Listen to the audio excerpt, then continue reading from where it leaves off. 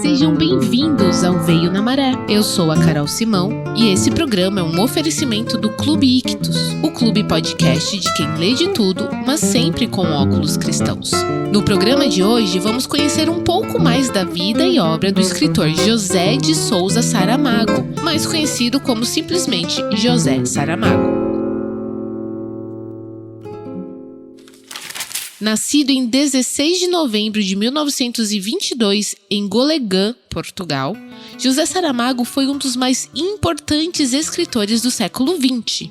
Ganhador do Nobel de Literatura em 1998, ganhou o mais importante prêmio português em 1995, o Prêmio Camões. Meu caro José Saramago, a sua marca distintiva é, simultaneamente, a ironia e a empatia, a distância sem distância. Espero que este prêmio possa atrair muita gente a seu tão rico e complexo mundo. Quero apresentar-lhe as mais calorosas felicitações da Academia Sueca e convidado a receber das mãos de Sua Majestade o Rei o Prêmio Nobel de Literatura deste ano.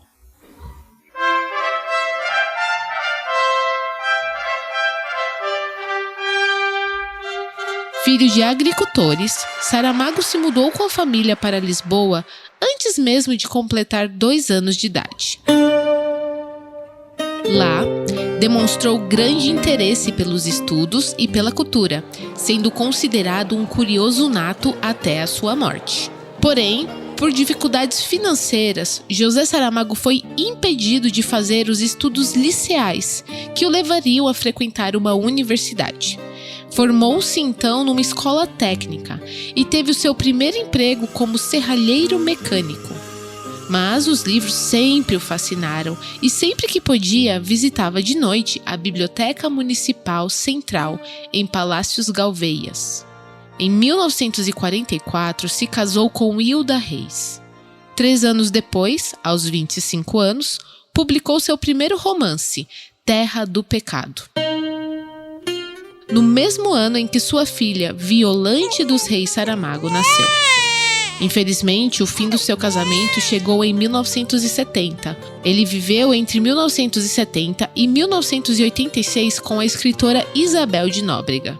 Mas em 1988 casou-se então com a jornalista e tradutora espanhola María del Pilar del Río Sánchez, com quem viveu até sua morte. Depois da publicação do seu primeiro romance, Saramago apresentou ao seu editor o livro Claraboia, que foi rejeitado.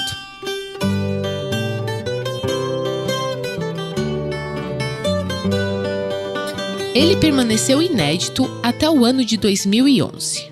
Porém, isso não o fez desistir da carreira de escritor. Depois de um hiato de 19 anos sem publicar absolutamente nada, publicou Os Poemas Possíveis, e no espaço de 5 anos, mais 2 livros de poesia. O primeiro, provavelmente Alegria, de 1970, e O Ano de 1993, lançado em 1975. 30 anos após a publicação de Terra do Pecado, Saramago retornou ao mundo da prosa ficcional, com o livro Manual de Pintura e Caligrafia. Mas ainda não foi aí que o autor definiu seu estilo de escrita. As marcas características do estilo saramaguiano só apareceriam com o livro Levantado do Chão, de 1980. Livro no qual o autor retrata a vida de privações da população pobre de Alentejo. 2 anos após essa publicação, ele publicou o romance Memorial do Convento, em 1982, livro que conquistou a atenção de leitores e críticos. Nele, Saramago misturou realidade com personagens fictícios. Os personagens reais, Dom João V e Bartolomeu de Gusmão, juntamente com os ficcionais Blimunda e o operário Baltazar. De 1980 até 1991, Saramago escreveu e publicou mais 4 romances no mesmo estilo do Memorial do Convento: O Ano da Morte de Ricardo Reis, A Jangada de Pedra, História do Cerco de Lisboa e o Evangelho segundo Jesus Cristo, onde ele reescreveu o livro sagrado sobre a ótica de um Cristo que não é Deus e se revolta contra o seu destino, e onde a fundo questiona o lugar de Deus, do cristianismo, do sofrimento e da morte. Lembrando que José Saramago era um ateu convicto. Bem, vê, não se pode ver algo em que não se acredita, que é o meu caso. Não acredito na existência de Deus. O que acontece é que há várias figuras de Deus, desde uma força invisível que mais ou menos governará o universo, e eu não sei muito bem como, mas enfim, isso só Deus saberá, se existir. E um outro Deus que nos terá feito à sua imagem e semelhança, suponho que do ponto de vista espiritual, porque do ponto de vista físico é difícil acreditar que Deus tenha a figura que nós temos, acho que não vale a pena. Muito mais, há certos animais que são muito mais belos que o ser humano, e então seria talvez mais lógico que Deus tivesse escolhido para a sua imagem um desses animais, por exemplo uma águia, que é um animal magnífico. Então não é exatamente com Deus que eu tenho um conflito. Eu tenho se é que se lhe pode chamar conflito, digamos que eu tenho uma questão a resolver como pessoa comum, nada mais do que isso, com algo que se transformou num poder, uma imagem de uma transcendência que não pode ter nada a ver com o poder, porque deveria estar acima de qualquer vocação de poder sobre os seres humanos, porque nisso é que estamos, foi transformado numa espécie de pai autoritário, de fiscal das nossas ações, de juiz, de carrasco também. E disso não pode ter culpa nenhuma, supondo que Deus existisse, não pode ter culpa nenhuma o próprio Deus. Terá culpa, ou terão culpa, aqueles que falam em nome dele.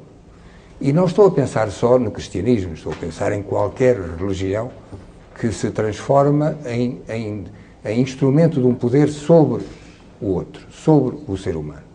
É sobre isso que eu falo. É sobre isso que eu me confronto. Não com Deus, que não tem nada a ver com ele. Agora, pode acontecer que ele exista e amanhã aí você vai ficar mal. Vou-me encontrar diante dele. Mas então será para lhe pedir contas de uma quantidade de coisas.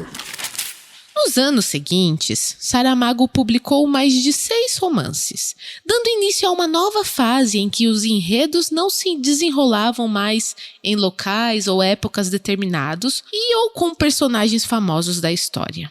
Nessa fase, Saramago penetrou de maneira mais investigadora os caminhos da sociedade contemporânea, questionando a sociedade capitalista e o papel da existência humana condenada à morte. O seu livro Ensaio sobre a Cegueira foi adaptado para o cinema e lançado em 2008, com produção no Japão, Brasil, Uruguai e Canadá, dirigido por ninguém menos que Fernando Meirelles. Em 2010, o realizador português Antônio Ferreira adaptou um conto retirado do livro Objecto Quasi. Conto esse que viria a dar nome ao filme Embargo, uma produção portuguesa com coprodução no Brasil e na Espanha.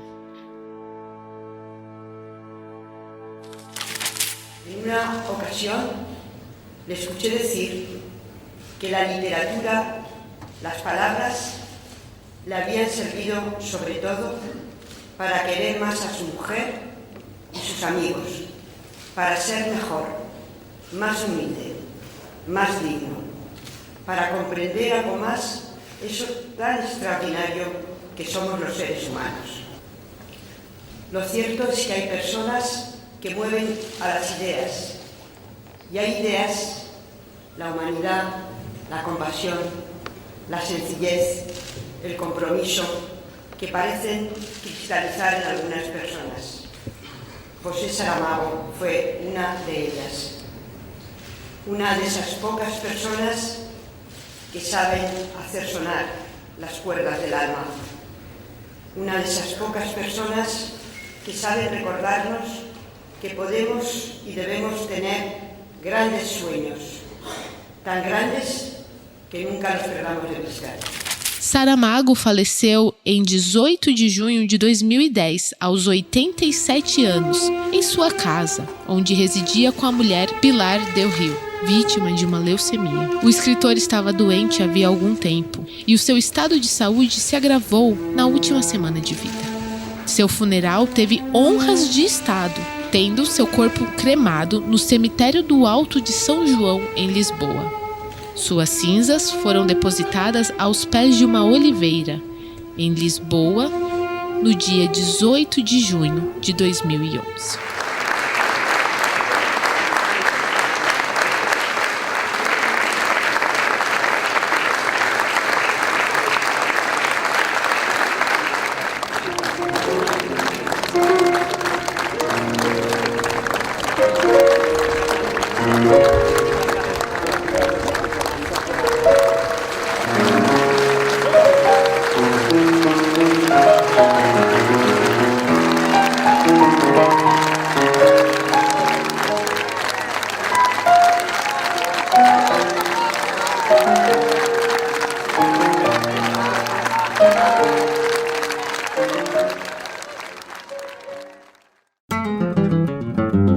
E aí, gostou?